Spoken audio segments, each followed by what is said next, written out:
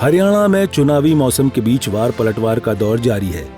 कार्यवाहक मुख्यमंत्री नायब सैनी ने राहुल गांधी के हरियाणा दौरे पर तंज कसा। उन्होंने कहा कि हरियाणा को बर्बादी और भ्रष्टाचार की दलदल में फंसाने की शुरुआत हो गई है। देखिए, दुर्भाग्यपूर्ण है, मैं राहुल गांधी ने जिस स्थान को चुना है वहाँ से जो कांग्रेस के प्रत्याशी हैं असंध से, जहाँ से वो अपने चुनाव की शुरुआत करने जा रहे हैं, उसने पिछले दिनों अभी इस प्रकार की बात कही है कि हमारी सरकार आ रही है, पहले तो मैं अपना घर भरूंगा, फिर मैं अपने नज़दीक के लोगों का घर भरूंगा, जनता भाड़ में जाए। राहुल गांधी साहब ऐसा कौन सा वो रोड मैप लेकर के आ रहे हैं कि हरियाणा को बर्बादी की तरफ ले जाने का काम करेंगे?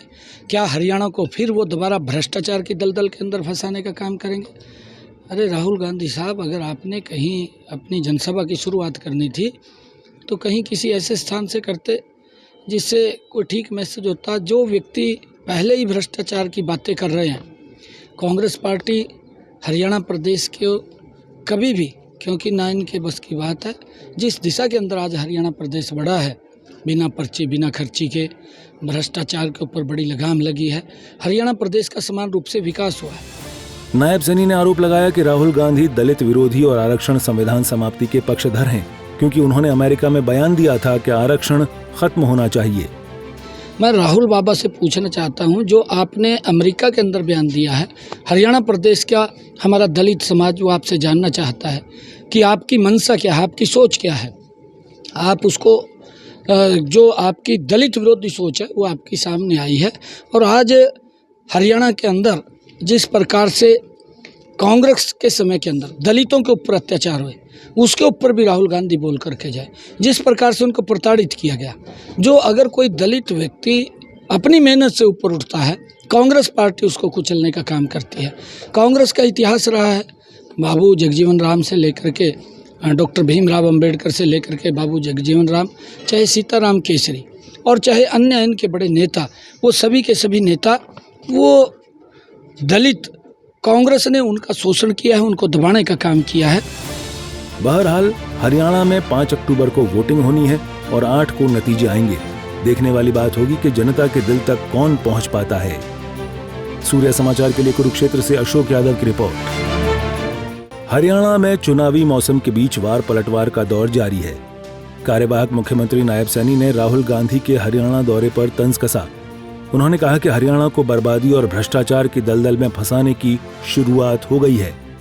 देखिए, दुर्भाग्यपूर्ण है, मैं राहुल गांधी ने जिस स्थान को चुना है वहाँ से जो कांग्रेस के प्रत्याशी हैं असंध से, जहाँ से वो अपने चुनाव की शुरुआत करने जा रहे हैं, उसने पिछले दिनों अभी इस प्रकार की बात कही है कि हमारी सरकार आ रही है, पहले तो मैं अपना घर भरूंगा, फिर मैं अपने नज़दीक के लोगों का घर भरूंगा, जनता भाड़ में जाए। राहुल गांधी साहब ऐसा कौन सा वो रोड मैप लेकर के आ रहे हैं कि हरियाणा को बर्बादी की तरफ ले जाने का काम करेंगे? क्या हरियाणा को फिर वो दोबारा भ्रष्टाचार की दलदल के अंदर फंसाने का काम करेंगे? अरे राहुल गांधी साहब, अगर आपने कहीं अपनी जनसभा की शुरुआत करनी थी तो कहीं किसी ऐसे स्थान से करते जिससे कोई ठीक मैसेज होता। जो व्यक्ति पहले ही भ्रष्टाचार की बातें कर रहे हैं, कांग्रेस पार्टी हरियाणा प्रदेश के कभी भी, क्योंकि ना इनके बस की बात है, जिस दिशा के अंदर आज हरियाणा प्रदेश बढ़ा है, बिना पर्ची बिना खर्ची के भ्रष्टाचार के ऊपर बड़ी लगाम लगी है, हरियाणा प्रदेश का समान रूप से विकास हुआ है। नायब सैनी ने आरोप लगाया कि राहुल गांधी दलित विरोधी और आरक्षण संविधान समाप्ति के पक्षधर हैं, क्योंकि उन्होंने अमेरिका में बयान दिया था कि आरक्षण खत्म होना चाहिए। मैं राहुल बाबा से पूछना चाहता हूं, जो आपने अमेरिका के अंदर बयान दिया है, हरियाणा प्रदेश का हमारा दलित समाज वो आपसे जानना चाहता है कि आपकी मंशा क्या है, आपकी सोच क्या है। आप उसको जो आपकी दलित विरोधी सोच है वो आपके सामने आई है, और आज हरियाणा के अंदर जिस प्रकार से कांग्रेस के समय के अंदर दलितों के ऊपर अत्याचार हुए, उसके ऊपर भी राहुल गांधी बोल करके जाए।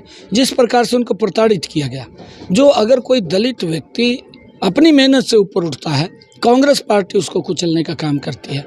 कांग्रेस का इतिहास रहा है, बाबू जगजीवन राम से लेकर के डॉक्टर भीमराव अंबेडकर से लेकर के बाबू जगजीवन राम, चाहे सीताराम केसरी और चाहे अन्य इनके बड़े नेता, वो सभी के सभी नेता वो दलित, कांग्रेस ने उनका शोषण किया है, उनको दबाने का काम किया है।